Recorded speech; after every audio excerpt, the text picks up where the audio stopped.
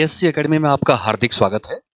आइए शुरू करते हैं हम करंट अफेयर्स में आज का टॉपिक। हमारा टॉपिक है आज, स्टार्टिंग करते हैं सुशीला कार्की। सुशीला कार्की हाल ही में इन्हें नेपाल का अंतरिम प्रधानमंत्री बनाया गया है। नेपाल का कहाँ का बनाया गया है? नेपाल का बनाया गया है। अंतरिम का मतलब क्या होता है? अंतरिम का मतलब है काम चलाऊ या अस्थायी। मतलब जब तक कोई स्थायी प्रधानमंत्री ना बन जाए तब तक के लिए प्रधानमंत्री का पद संभालने की जिम्मेदारी किनकी रहेगी? वहां सुशीला कार्की की। अब इन्हें अंतरिम प्रधानमंत्री क्यों बनाना पड़ा है वो हम समझते हैं। इन्हें अंतरिम प्रधानमंत्री बनाना पड़ा है क्योंकि वहां के प्रधानमंत्री केपी शर्मा ओली हैं, उनको इस्तीफा देना पड़ गया था, रिजाइन करना पड़ गया था, क्योंकि वहां पर जैन जेड आंदोलन हो गया। तो नेपाल में कौन सा आंदोलन हाल ही में हुआ है? जैन जेड। जैन का मतलब है जनरेशन। जनरेशन जनरेशन यानी पीढ़ी। कौन सी पीढ़ी? जेड। और जेड का मतलब है वो पीढ़ी जो 1997 से लेकर 2012 के बीच में पैदा हुई हो। इंपॉर्टेंट क्वेश्चन बन सकता है कि जैन जेड, जैन जेड यानी जनरेशन जेड किसको कहेंगे? उस पीढ़ी को कहेंगे, उन लोगों को कहेंगे जो 1997 से 2012 के बीच में जिनका जन्म हुआ है। यानी इस आयु वर्ग के युवाओं ने वहां पर आंदोलन किया है। उस आंदोलन का नाम दिया गया है जैन जेड आंदोलन। इस दौरान इन्होंने नेपाल में सोशल मीडिया को बैन कर दिया। सोशल मीडिया को बैन कर दिया और वहां पर होने वाले भ्रष्टाचार के खिलाफ ये आंदोलन हुआ था। और इस आंदोलन के कारण वहां के जो प्रधानमंत्री हैं केपी शर्मा ओली, उन्हें त्यागपत्र देना पड़ गया था। और त्यागपत्र देने के बाद में ही वहां पर राष्ट्रपति के साथ बैठकों का दौर चला है। जो विरोधी लोग हैं, यानी यूं कहो कि जिन्होंने आंदोलन किया है, आंदोलनकारी हैं, उनके साथ में वार्ता चली है। और वार्ता के बाद में फाइनली सुशीला कार्की हैं, इनको अंतरिम प्रधानमंत्री बना दिया गया है। अब हम समझते हैं कि ये सुशीला कार्की हैं कौन। एक्चुअल में ये 1975 में बीएचयू बनारस हिंदू यूनिवर्सिटी, या जिसे बोलते हैं काशी हिंदू यूनिवर्सिटी, यहां से इन्होंने राजनीति विज्ञान में स्नातकोत्तर किया गया है, यानी पोस्ट ग्रेजुएट यहां पर हुई हैं ये। 2016 में नेपाल की पहली महिला मुख्य न्यायाधीश हैं। यानी नेपाल का जो सर्वोच्च न्यायालय है उसकी पहली मुख्य न्यायाधीश बनी थी 2016 में। और 2017 में इन्हें हटाने के लिए महाभियोग प्रस्ताव लाया गया था, लेकिन यह महाभियोग प्रस्ताव इनके खिलाफ पास नहीं हो पाया, इसलिए इनका साधारण रिटायरमेंट हुआ, जबरदस्ती इन्हें हटाया नहीं गया। हाल ही में ये नेपाल की पहली महिला प्रधानमंत्री बनी हैं। और कैसी प्रधानमंत्री हैं ये प्रधानमंत्री हैं अंतरिम, यानी अस्थायी। और इन्होंने अंतरिम प्रधानमंत्री बनने के साथ साथ ही जो नेपाल की संसद है उस संसद को भंग कर दिया है। नेपाल की संसद को, या यूं कहूं कि नेपाल की जो लोकसभा है उसे भंग कर दिया है। यानी लोकसभा के फिर से क्या होने हैं, वहां पर चुनाव होने हैं। और चुनाव की तिथि भी साथ के साथ ही तय कर दी है 5 मार्च। यानी 5 मार्च 2026 को वहां पर चुनाव होंगे।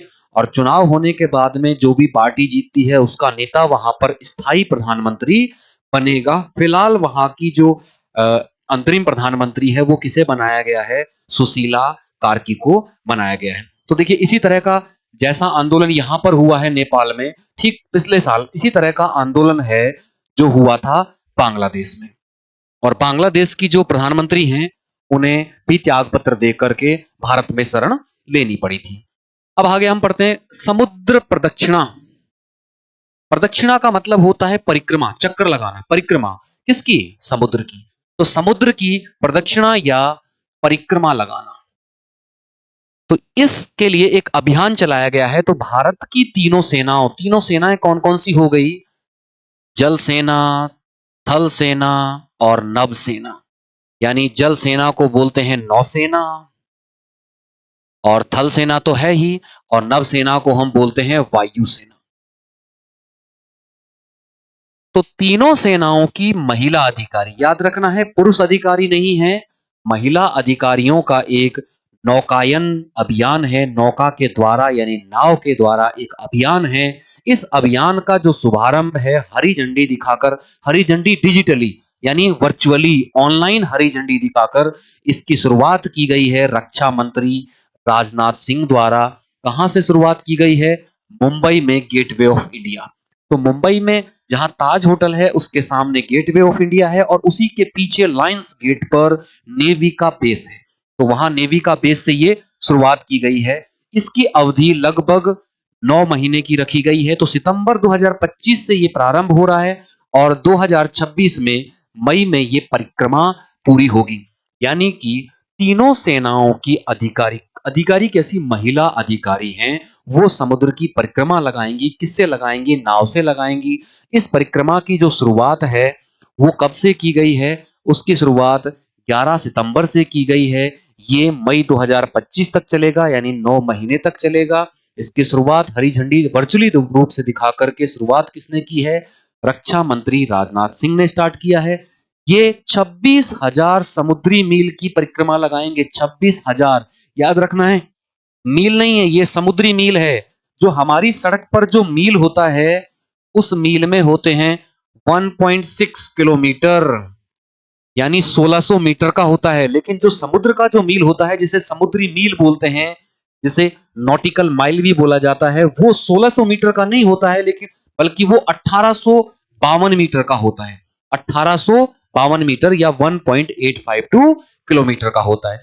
ध्यान रखना है 26,000 समुद्री मील है, ये सड़क के मील नहीं है। कैसे हैं? समुद्र के मील हैं, और समुद्र का एक मील है जो 1852 मीटर का होता है। अब ये स्वदेश निर्मित एक 50 फुट लंबा नाव है। उस नाव का नाम दिया है IASV त्रिवेणी। याद रखना है, त्रिवेणी, 3 नदियों का संगम हो, त्रिवेणी। और इस IASV, इसकी फुल फॉर्म है Indian armed services vessel. Indian armed services vessel Triveni से ये महिला अधिकारी हैं जो यात्रा करेंगी। तो हम ये त्रिवेणी देखते हैं कि त्रिवेणी कैसा है। ये ये इस तरह की नाव है। तो ये आप देख रहे हैं कि ये जो नाव है इसमें पीछे यहां पर इंजन अवेलेबल होता है, जिसमें पीछे प्रोपेलर लगा होता है, प्रोपेलर पंखा लगा होता है, जिसकी वजह से नाव आगे चलती है। दूसरा यहां पर ऑप्शन है ये पर्दे का, इसको बोलते हैं सेलिंग, सेल करना। सेल का मतलब बेचना नहीं है, यहां पर सेलिंग का मतलब है पर्दों के द्वारा हवा से नाव का चलना। तो इसमें दोनों ही विकल्प अवेलेबल यहां पर दिए गए हैं। तो ये तीनों सेनाओं की 10 अधिकारी, कितनी हैं? 10 महिला अधिकारी हैं तीनों सेनाओं की। इन 10 महिला अधिकारियों का जो लीडर है, नेतृत्व कर रहे हैं, वो है लेफ्टिनेंट कर्नल, महिला ही है, अनुजा वरुड़कर। Lieutenant colonel Anuja Varudkar. अब देखिए आर्मी की है, ये आर्मी की हैं, और आर्मी में पोस्ट जो ऑफिसर्स पोस्ट होती हैं वो स्टार्ट होती हैं लेफ्टिनेंट, लेफ्टिनेंट के बाद में कैप्टन, कैप्टन के बाद मेजर, मेजर के बाद लेफ्टिनेंट कर्नल, फिर कर्नल। तो ये किस पोस्ट पर हैं? लेफ्टिनेंट कर्नल की पोस्ट पर हैं। ये मार्ग, यात्रा का जो मार्ग होगा वो कैसा होगा? पूर्वी मार्ग से परिक्रमा करेंगे, यानी पूर्व की तरफ से ये यात्रा प्रारंभ करेंगे।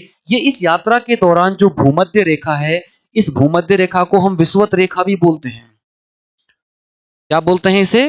विषुवत रेखा भी। जैसे ये हमारी पृथ्वी है, ये बीचों बीच में जो 0 डिग्री होती है अक्षांश रेखा, इस अक्षांश को हम क्या बोलते हैं? विषुवत रेखा, या इसी को हम बोलते हैं भूमध्य रेखा।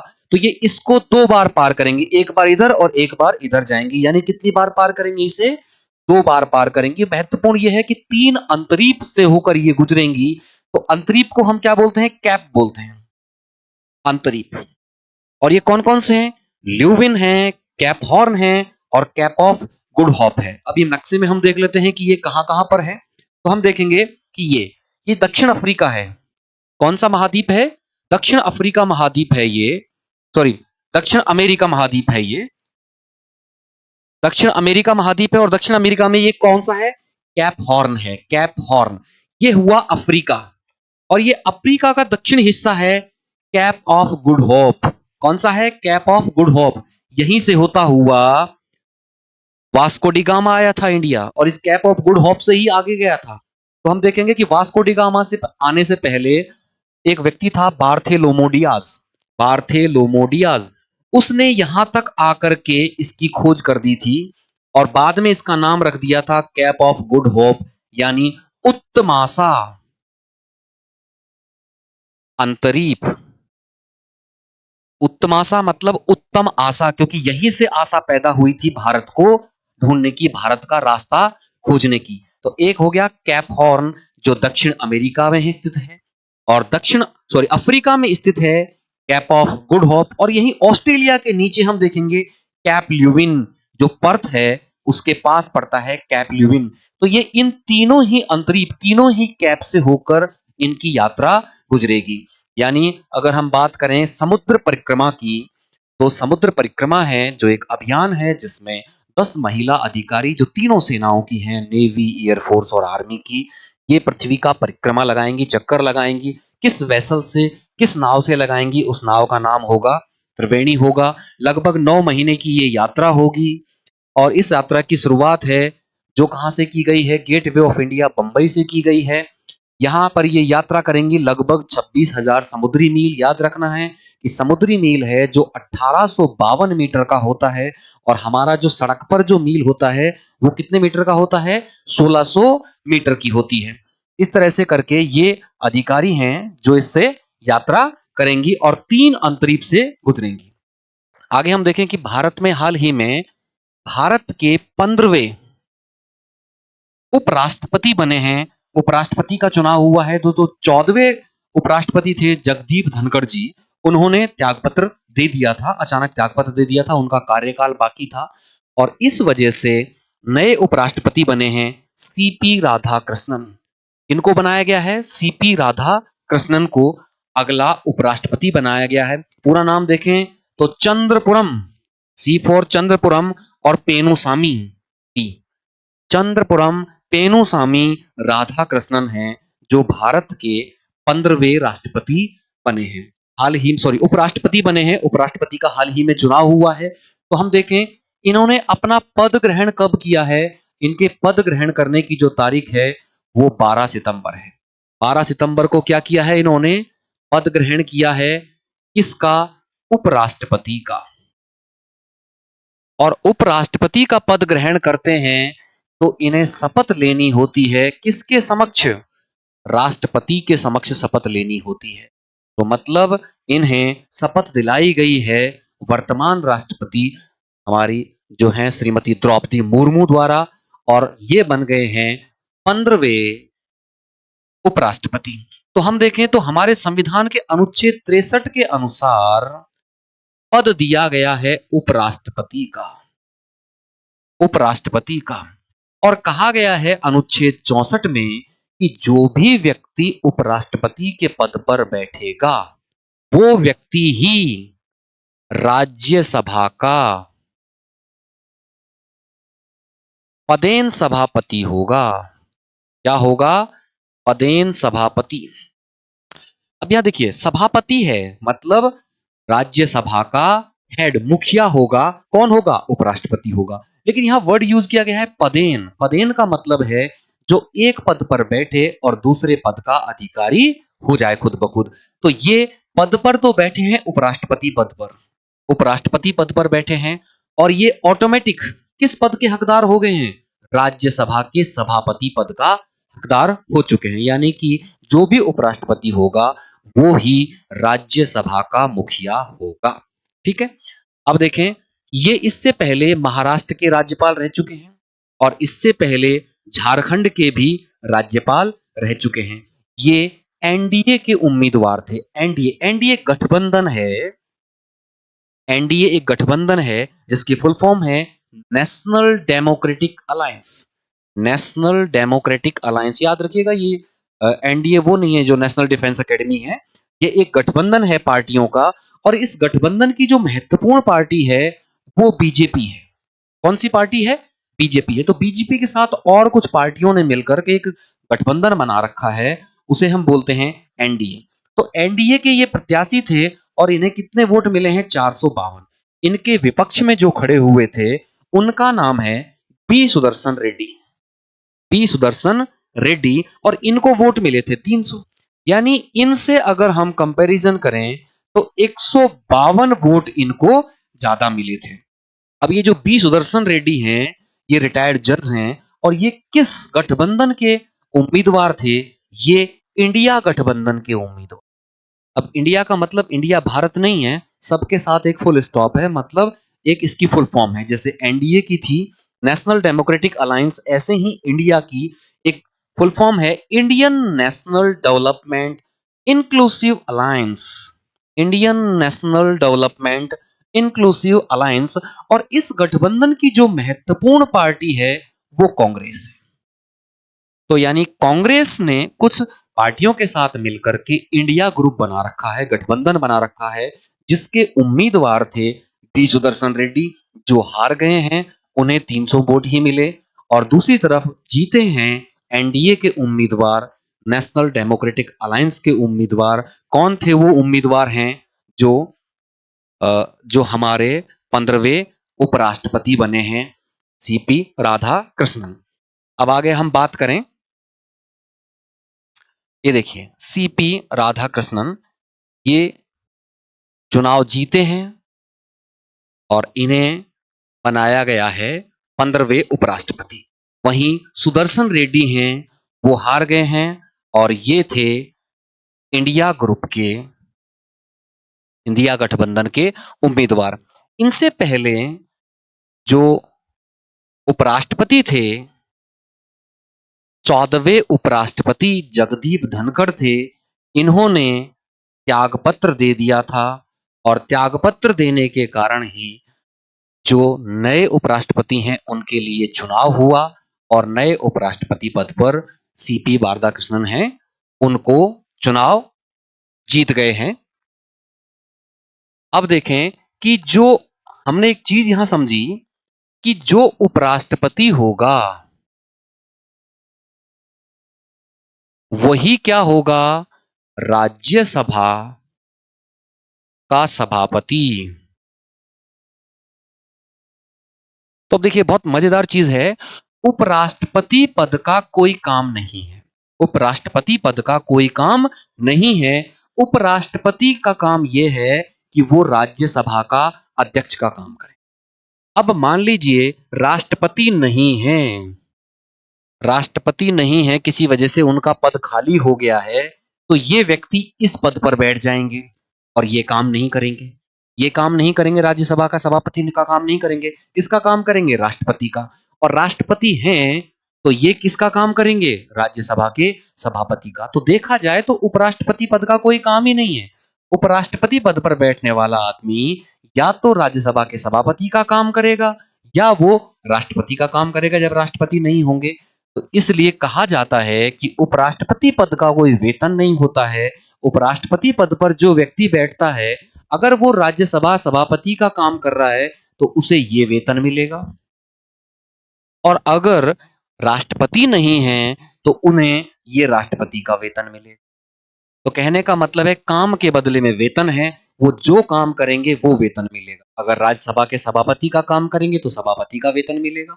अगर राष्ट्रपति का काम करेंगे तो जो वेतन राष्ट्रपति का है 5 लाख रुपए प्रति माह, वो इन्हें दिया जाएगा।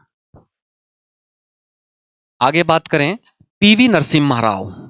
पीवी नरसिम्हा राव, इनकी याद में, उनकी स्मृति में एक पुरस्कार बनाया गया है। और पुरस्कार किससे संबंधित है? अर्थशास्त्र से संबंधित है, इकोनॉमिक्स से संबंधित है। तो पीवी नरसिम्हा राव हैं जो भारत के नवे प्रधानमंत्री थे। क्या थे? भारत के नवे प्रधानमंत्री थे। और इनकी याद में हैदराबाद में पीवी नरसिम्हा राव स्मृति फाउंडेशन बनाया गया। पीवी नरसिम्हा राव स्मृति फाउंडेशन बनाया गया है। और इस स्मृति फाउंडेशन ने 2024 के लिए 2024 के लिए हाल ही में इनको दिया गया है, पूर्व प्रधानमंत्री डॉक्टर मनमोहन सिंह उनको ये पुरस्कार दिया गया है। अब डॉक्टर मनमोहन सिंह हैं, वो गुजर चुके हैं, एक्सपायर हो चुके हैं, दिवंगत हो चुके हैं, तो उन्हें दिवंगत प्रधानमंत्री, भूतपूर्व प्रधानमंत्री सरदार मनमोहन सिंह को ये पुरस्कार दिया गया है। इनकी जगह इनकी पत्नी जो हैं गुरशरण कौर, उन्होंने ये पुरस्कार ग्रहण किया है। किनसे ग्रहण किया है? मोंटेन सिंह अहलूवालिया से ग्रहण किया है। मोंटेन सिंह अहलूवालिया हैं, वो पहले योजना आयोग के उपाध्यक्ष थे। तो योजना आयोग पहले हुआ करता था। योजना आयोग को 1 जनवरी 2015 को समाप्त कर दिया गया और इसकी जगह नया आयोग बन गया है NITI Aayog, NITI, national institution for transforming India, national institution for transforming India. तो यानी योजना आयोग जो था पहले, उसके ये उपाध्यक्ष थे। इसके अध्यक्ष तो खुद प्रधानमंत्री हुआ करते हैं। योजना आयोग के अध्यक्ष कौन हुआ करते थे? प्रधानमंत्री होते थे। और उसके उपाध्यक्ष कौन थे? मोंटेन सिंह अहलूवालिया थे पहले। उन्होंने ही ये पुरस्कार सरदार मनमोहन सिंह हैं, उनकी पत्नी गुरशरण कौर को दिया है। सरदार मनमोहन सिंह हैं जो लगातार 2 बार भारत के प्रधानमंत्री रहे हैं 10 साल तक, वर्ष 2004 से लेकर 2014 तक, और 2014 के बाद में लगातार प्रधानमंत्री हैं नरेंद्र मोदी। तो कहने का मतलब है नरेंद्र मोदी से पहले 10 वर्ष तक ये प्रधानमंत्री रहे हैं। अब बात करते हैं हम पीवी नरसिम्हा राव की। तो पीवी नरसिम्हा राव भी खुद प्रधानमंत्री रहे थे और ये भारत के कौन से प्रधानमंत्री रहे थे? 9वें प्रधानमंत्री रहे थे। 1991 से लेकर 1996 तक ये भारत के प्रधानमंत्री थे। ये वो समय था जब भारत के पास आयात करने के लिए 2 हफ्ते तक का पैसा नहीं बचा था। यानी 2 हफ्ते तक हम आयात कर पाएं इतना धन भी भारत के पास नहीं बचा था। भारत की स्थिति खराब थी। ऐसे समय में पीवी नरसिम्हा राव प्रधानमंत्री बनते हैं और ये अपना बनाते हैं वित्त मंत्री डॉक्टर मनमोहन सिंह को। तो डॉक्टर मनमोहन सिंह उस समय वित्त मंत्री बनते हैं और वित्त मंत्री बनने के बाद में ये LPG की नीतियों का अनुसरण करते हैं। यानी भारत है जो LPG की नीतियां अपना लेता है। अब ये LPG वो गैस नहीं है जो घर में सिलेंडर में यूज की जाती है। इस LPG का मतलब है L फॉर लिबरलाइजेशन, यानी उदारीकरण, P फॉर प्राइवेटाइजेशन यानी निजीकरण, और G फॉर ग्लोबलाइजेशन यानी भूमंडलीकरण। यानी भारत ने इन नीतियों को अपना लिया था। कहने का मतलब है उदारीकरण। तो उदारीकरण का मतलब है कि हमारा जो कायदे कानून हैं उन्हें हम नरम करेंगे ताकि नए उद्योग लग सकें, नई फैक्ट्री लग सकें। उनके लिए लाइसेंसिंग की जो प्रक्रिया है उन्हें हम आसान बनाएं। दूसरा निजीकरण, प्राइवेट सेक्टर को बढ़ने का हम मौका दें। तीसरी बात भूमंडलीकरण, यानी पूरे देश को और देशों की अर्थव्यवस्थाओं के साथ हम जोड़ दें। वास्तव में क्या था कि भारत को सोना गिरवी रखना पड़ा था और वर्ल्ड बैंक ने भारत को पैसा दिया था। तो पैसा जब दिया था तो उसके लिए भारत पर शर्तें रखी गई थी और इसलिए भारत को ये नीतियों का अनुसरण करना पड़ा था। तो उस समय भारत को उभारने में उस परिस्थिति से वित्त मंत्री सरदार मनमोहन सिंह का हाथ था और इन्हें वित्त मंत्री बनाया किसने था? पीवी नरसिम्हा राव सरकार द्वारा बनाया। अब देखिए पीवी नरसिम्हा राव के समय में ही 73वां और 74वां संविधान संशोधन हुआ था। ये 73वां 74वां संविधान संशोधन है जो किससे संबंधित था? पंचायती राज से संबंधित था।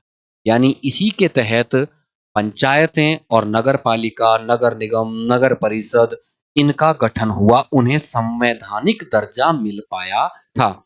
यानी पीवी नरसिम्हा राव के समय में ही भारत में जो आर्थिक तंगी थी उसे काबू पाया गया।